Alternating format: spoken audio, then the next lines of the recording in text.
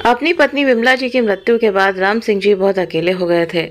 अंतिम संस्कार में शामिल होने के लिए उनका इकलौता बेटा महेश और बहू अनीता शहर से गांव आए हुए थे। 13वीं की रस्में निपटाते ही महेश बच्चों का स्कूल और अपने बैंक की बात कहकर जाने के बहाने बनाने लगा और बोला, पिताजी आप भी हमारे साथ चलिए। बहू अनीता ने भी उन्हें साथ चलने के लिए कहा। कह दिया तो, लेकिन उसका दिल ये सोच सोचकर बेचैन हो रहा था कि शहर में उनके 3 कमरों का फ्लैट है, उसमें पिताजी को भी रखना एक बड़ी समस्या हो जाएगी। वो सोच ही रहे थे कि तभी राम सिंह जी की आवाज़ आई कि मैं इस घर को छोड़कर कहीं नहीं जाऊंगा। राम सिंह जी ने जब अपना अंतिम फैसला सुनाया तो उन दोनों की जान में जान आई। लेकिन पिताजी तो बीमार हैं, वो अकेले कैसे रहेंगे? अनीता के इस सवाल ने महेश को कुछ सोचने पर विवश कर दिया। तभी अचानक उसको अपने ननिहाल में रह रही अपनी सविता मौसी की याद आई, जो कि विधवा थी। उनकी एक बेटी भी थी, लेकिन ससुराल वालों ने उन्हें घर से निकाल दिया था। उनके भाई भाभी ने भी उनकी खोज खबर नहीं ली, तो बड़ी मुश्किल से मेहनत मजदूरी करके वो अपना और अपनी बच्ची का पेट पाल रही थी।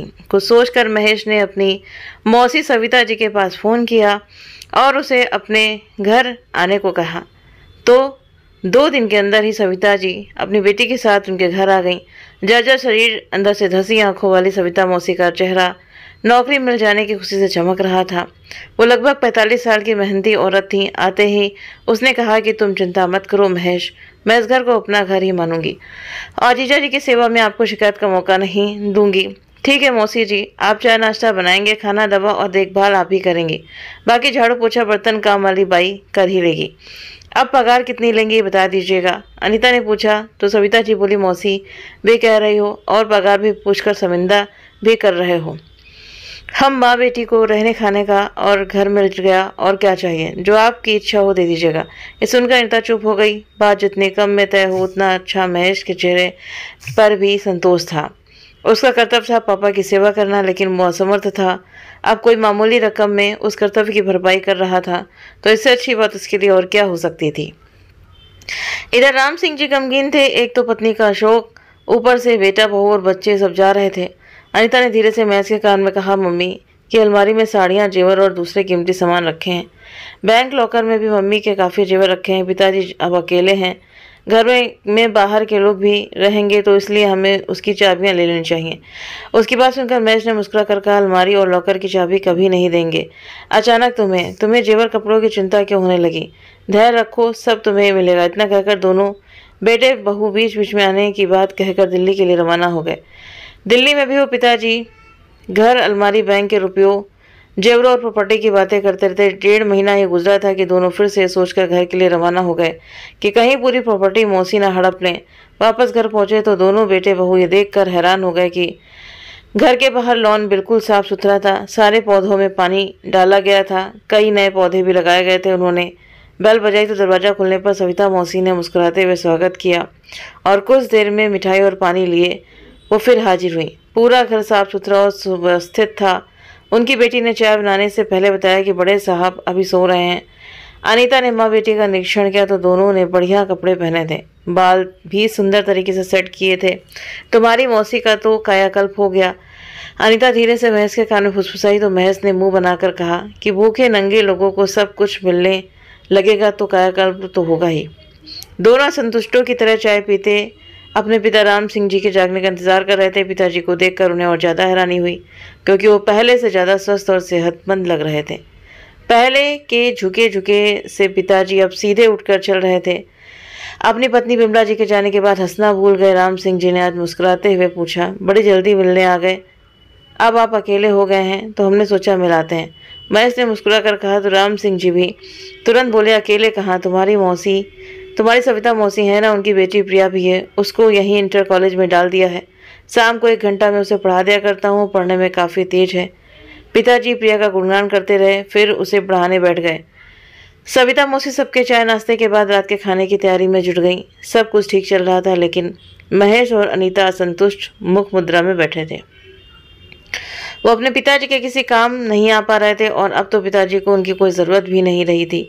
रात को राम सिंह जी ने सीरियल देखते हुए सविता और उसकी बेटी से बातें करते रहे। जीवन से निराश पिताजी को जीने की वजह मिल गई थी। रात में खाना खाते समय सब चुपचाप थे। खाना बहुत कम मिर्च मसाले का था। पर बहुत स्वादिष्ट था। सविता मौसी एक एक गर्म रोटी आग्रह कर खिलाती रहीं। महेश और अनीता संदेह भरी नजरों से सविता जी को घूर रहे थे। रात में टीवी कार्यक्रम की चर्चा सविता जी और उसकी बेटी प्रिया से करते। राम सिंह जी कई बार बेटे बहू की मौजूदगी ही भूल गए। नाती पोतों का हाल चाल भी नहीं पूछा। रात में सोते समय महेश अनीता से बोला, अगर हम उसी समय पिताजी को अपने साथ ले चलते तो आज वे इस तरह माँ बेटी से इतना बोल ना पाते। अरे यहाँ क्या बुराई है, स्वस्थ हैं, हेटे गटे रहते हैं, खुश हैं, वहाँ 3 कमरों के डब्बों में कहाँ एडजस्ट करते हैं हम उन्हें। अनीता ने कहा तो महेश उस पर चिल्लाकर बोला, तुम मूर्ख हो, तुमसे बहस करना बेकार है। अरे मामला हमारे हाथ से निकल रहा है, मुझे ही कुछ करना होगा। आप क्या करोगे? अरे तुम ही कहती थी ना कि इस बंगले को बेचकर दिल्ली में अपने फ्लैट के ऊपर एक शानदार फ्लैट बनाओगी और बाकी रुपया पैसा बच्चों के नाम फिक्स कर देंगे। हाँ हाँ, लेकिन अभी ये कहाँ संभव है? अनीता ने कहा तो महेश कुछ सोचते हुए बोला, और पिताजी दिन प्रतिदिन स्वस्थ होते जा रहे हैं, उनके बढ़ने के इंतजार में तो हमारी उम्र ही बीत जाएगी। ऐसा करते हैं, हम उन्हें अपने साथ दिल्ली ले चलते हैं, जैसा तुम ठीक समझो, मैं किसी तरह एडजस्ट कर लूँगी। अनीता ने मुँह बनाकर कहा। उसे सास की अलमारी की भी चिंता थी, जिसमें कीमती गहने और अन्य महंगे सामान रखे थे। उन्हें देख भालने की उसकी बेहद इच्छा थी, लेकिन सासू माँ के रहते वो इच्छा पूरी नहीं हुई और अभी हालात उनके अनुकूल नहीं थे। अगले दिन दोनों ने सविता मौसी का सेवा भाव देखा। नाश्ता खाना, पिताजी के सारे कपड़े, बेडशीट, तौलिया आदि धोना, फिर उनका हल्का नाश्ता बनाना यानी चपाती, सब्जी, ताज़ा मट्ठे आदि। लेकिन सविता मौसी ने महेश अनीता के लिए अलग से देसी घी का हलवा बनाया था। सबने मजे लेकर खाया। महेश अब समझ गया था कि पिताजी के स्वास्थ्य में निरंतर सुधार का कारण क्या है। वो उनकी इतनी सेवा कभी कर ही नहीं सकता था। तभी हिम्मत जुटाकर उसने कम शब्दों में पिताजी को बांधने की कोशिश की। पिताजी, आप यहाँ कब तक दूसरों के दया पर निर्भर रहेंगे? हमारे साथ दिल्ली चलिए ना, वहाँ नाती पोतों का साथ मिलेगा तो आपको बहुत अच्छा लगेगा। सब साथ रहेंगे। मैं किसी की दया पर निर्भर नहीं हूँ। सविता यहाँ काम करती है, मैं उसको पैसा देता हूँ। वहाँ तुम्हारा घर छोटा है, मेरे आने में तुम लोग मुश्किल में पड़ जाओगे, इसीलिए तो अपने फ्लैट के ऊपर एक और वैसा ही फ्लैट बनवाना चाहता हूँ। महेश ने तुरंत उसकी बात को बीच में काटते हुए कहा। तो राम सिंह जी ने जवाब दिया, बिल्कुल बनवाओ, लेकिन पिताजी मैं सोच रहा था कि इस बंगले को बेचकर जो रकम मिलती उसी से फ्लैट बनवाता। महेश ने धीरे से कहा। तो राम सिंह जी बोले, मैं अपने जीते जी ये बंगला कभी नहीं बेचूंगा। तुम लोन लेकर अपने बलबूते पर फ्लैट बनवाओ, आखिर बैंक ऑफिसर हो, अच्छा कमाते हो।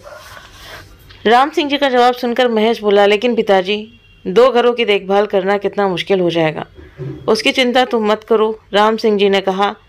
तो एक आशा खत्म होने के बाद महेश बेचैन होकर बोला, अच्छा वो सब तो ठीक है पिताजी, लेकिन कम से कम अलमारी और लॉकर की चाबी तो दे दीजिए। अनीता अपने साथ मम्मी के गहने और कपड़े ले जाना चाहती है।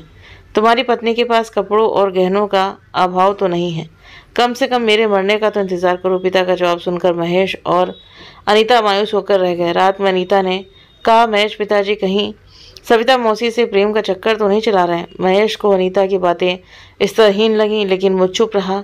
अगले दिन उन्होंने सविता मौसी को अपनी माँ की साड़ी पहने हुए देखा तो हैरान हो गए। आप में बड़ा परिवर्तन आया है सविता मौसी, मौका देकर महेश ने पूछ ही लिया।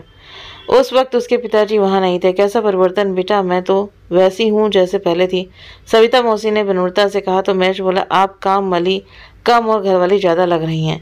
ऐसा कहकर पाप का भागीदार ना बनाए, हम तो मालिक की सेवा में लगे रहते हैं। इसीलिए दया के भाव से विमला बहन जी की 2 साड़ी दी थी। सविता मौसी ने उनके घिनौने आरोप को भी अपनी विनम्रता से ढकने की कोशिश की। ये सुनकर महेश और अनीता के ईश्वर संदेह से जलते मन को तनिक राहत मिली, लेकिन पीछे खड़े राम सिंह जी महेश की इन बेतुकी बातों से चिढ़ गए। उन्होंने कहा, बेटा बाप की मौत के बाद ही तो बेटे की ताजपोशी होती है। तो मेरे जीते जी बेचैन हुआ जा रहा है। महेश कैसे कहता, ये कमजोर पिताजी को सविता मौसी अपने परिश्रम से दिनों दिन स्वस्थ और सेहतमंद करती जा रही हैं, तो दूर दूर तक उनकी मौत के असर नजर नहीं आ रहे थे और उनके गाड़ी वाले और बैंक बैलेंस आदि के सपने धराशायी हो रहे थे। पापा के जीवित रहते ही वो उनसे सारी संपत्ति हथियाना चाहता था, पर अपने पिताजी के अड़ियल स्वभाव के कारण संभव नहीं लग रहा था। रात के खाने के बाद साधारण बातचीतों ने झगड़ों का रूप ले लिया। महेश अपनी असलियत पर उतर आया। बोला, पिताजी कहीं आप दूसरी शादी के चक्कर में तो नहीं हैं? आप अगर ऐसा है तो इसे शर्मनाक कुछ हो ही नहीं सकता। ये सुनते ही राम सिंह जी की बोलती बंद हो गई। वे हक्के बक्के अपने इकलौते बेटे का मुंह देखते रह गए, लेकिन फिर जल्दी ही संभल कर बोले, आज तुम्हें अपना बेटा कहते हुए शर्म आ रही। एक निस्वार्थ औरत जिसने तेरे मरते हुए बाप को आराम और सुख के 2 पल दिए, तूने उसी के ऊपर घिनौना आरोप लगा दिया, साथ ही अपने जन्मदाता को भी शर्मसार किया। अब मैं तुझे एक पल भी यहाँ बर्दाश्त नहीं कर सकता। सुबह होते ही अपने परिवार सहित यहाँ से चले जाओ। ऐसे बेटे से तो निसंतान होना बेहतर है। पापा के इस रूप को देखकर महेश की सिटी पिटी गुम हो गई और अगले दिन सुबह होते ही दिल्ली लौट गए। फिर 1 साल तक उसने अपने पिताजी की कोई होश खबर नहीं ली। सविता मौसी खुद फोन करके पिताजी की खबर देती रहती थी। एक दिन पता चला पिताजी बाथरूम में फिसल गए और उनके पैर की हड्डी टूट गई, लेकिन फिर भी महेश उनसे मिलने नहीं आया। उसका एक वकील दोस्त था, इसीलिए महेश निश्चित भी था, क्योंकि रमेश ही उसके पिताजी की प्रॉपर्टी और धन की देखभाल करता था। इसीलिए महेश उससे संपर्क बनाए रखता था। लेकिन इस ऑपरेशन के बाद पिताजी फिर बिस्तर से नहीं उठ पाए, वो बिस्तर के ही होकर रह गए। सविता मौसी ने महेश और अनीता को आने के लिए कहा, लेकिन उन्होंने बच्चों की परीक्षा और अन्य कामों में बिजी होने का बहाना बना दिया। अंत में उन्हें अपने पिताजी की मृत्यु का समाचार मिला तो महेश पत्नी व बच्चों सहित तुरंत गांव पहुंच गया। वहां पिताजी के पार्थिव शरीर को देखकर भी उनकी आंखों में आंसू नहीं आए। लोग सविता मौसी की बहुत प्रशंसा कर रहे थे कि उसने जितनी राम सिंह जी की सेवा की वो घर का सदस्य भी नहीं कर सकता था। लेकिन महेश कुछ सुन नहीं रहा था। एक अजीब सा भाव उसके दिल, दिमाग और शरीर पर छाया हुआ था, एक अधिकार भाव कि अब सब कुछ मेरा है। मैं इस घर, खेत खलिहान, बैंक बैलेंस सबका मालिक हूँ। मेरे ऊपर कोई नहीं, अब तो जो इच्छा हो मैं वो करूँगा। कोई डांट डपट, कोई आदेश नहीं। महेश को लगा कि वो सिंहासन पर बैठा है और उसकी ताजपोशी हो रही है। एहसास नया नहीं था। एक पीढ़ी के गुजर जाने के बाद दूसरी पीढ़ी को ये सत्ता सुख हमेशा ऐसे ही आनंदित करता है। तब बच्चे बुजुर्गों की मृत्यु से दुख नहीं बल्कि संतोष का अनुभव करते हैं। अचानक उनकी टेढ़ी नजर सविता मौसी पर पड़ी। वो उसके पास गया और धीरे से लेकिन जहर भरे स्वर में कहा, 13वीं के बाद तुम माँ बेटी को मैं एक पल भी यहाँ नहीं देखना चाहता, इसीलिए बिना देरी के चुपचाप यहाँ से चलते बनिएगा। इस तरह महेश ने पिता की मृतदेह मौजूदगी में ही सविता मौसी का पत्ता काट दिया, जिसने उसके और अनीता के कर्तव्य का बखूबी निर्वाह किया था। महेश के दोस्त रमेश ने कुछ बोलने की कोशिश की, लेकिन महेश ने इशारों से उसे चुप करा दिया। वो भी अंतिम संस्कार से पहले किसी तरह का तमाशा नहीं चाहता था। सविता जी चुपचाप बैठी रोती रही। अंतिम संस्कार के बाद महेश की महत्ता जैसे और बढ़ गई। पिता को मुखाग्नि देकर वो समाज के सम्भ्रांत लोगों के बीच बैठा दिन दुनिया की बातें करता रहा। उन सबके जाते ही उनके भीतर शांत बैठा परिवार का मुखिया फिर जाग गया। वो रमेश से अपने पिता की संपत्ति का ब्यौरा लेने गया और सविता मौसी को आदेश सुना दिया। रमेश ने उसे समझाया कि महेश रुक जाओ, 13वीं तो हो जाने दो। बिल्कुल नहीं रमेश, तुम्हें नहीं पता, इस औरत के कारण ही मेरे पिता मुझसे दूर हो गए। लेकिन सविता मौसी ने तो तुम्हारे पिताजी की इतनी सेवा की, तो कम से कम 13वीं की रस्म तो हो जाने दो। कैसी 13वीं? उनके लिए हम फिर आएंगे। इतनी लंबी छुट्टी ना मुझे मिलेगी और ना बच्चों को स्कूल से, पर उसके पहले मैं घर लॉक करके जाऊंगा।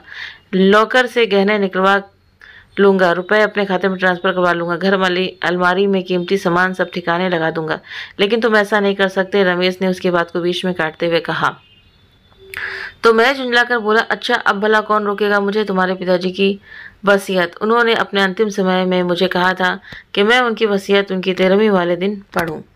लेकिन तुम्हारी जल्दबाजी के कारण आज ही तुझे बता देता हूँ कि ये घर वो सविता मौसी के नाम कर गए हैं। बैंक के रुपए का 50% किसी अनाथ आश्रम को देकर गए हैं और बाकी 50% तुम्हारे बच्चों के नाम कर गए हैं, जो उन्हें बालिग होने पर मिलेगा। अलमारी और लॉकर के जेवर वो तुम्हारी पत्नी को देकर गए हैं। इतना सुनते ही महेश के पैरों तले जमीन खिसक गई। वो विस्मय से मुंह खोले रमेश को ताकता रहा। तभी रमेश ने कहा, स्त्री पुरुष का केवल एक ही रिश्ता नहीं होता महेश, तुमने उन पर एक बूढ़े व्यक्ति पर चरित्रहीनता का आरोप लगाकर अंतिम समय में उन्हें बहुत कष्ट पहुंचाया है, जिसका पश्चाताप तुम्हें करना ही होगा। इतना कहकर रमेश नफरत भरी नजरों से महेश की ओर देखते हुए वहां से चला गया। अब महेश में इतनी हिम्मत नहीं बची थी कि वो अपनी पत्नी अनीता के सामने अपनी नजरें उठा सके। वो वैसे ही सिर झुकाए बैठा रहा। तो दोस्तों, आपको ये कहानी कैसी लगी? अगर कहानी अच्छी लगी हो तो कमेंट करके ज़रूर बताएं और वीडियो को लाइक करें, शेयर करें और हमारे चैनल को सब्सक्राइब करना ना भूलें। मिलते हैं आप सभी से नेक्स्ट वीडियो में नई कहानी के साथ में। Thank you.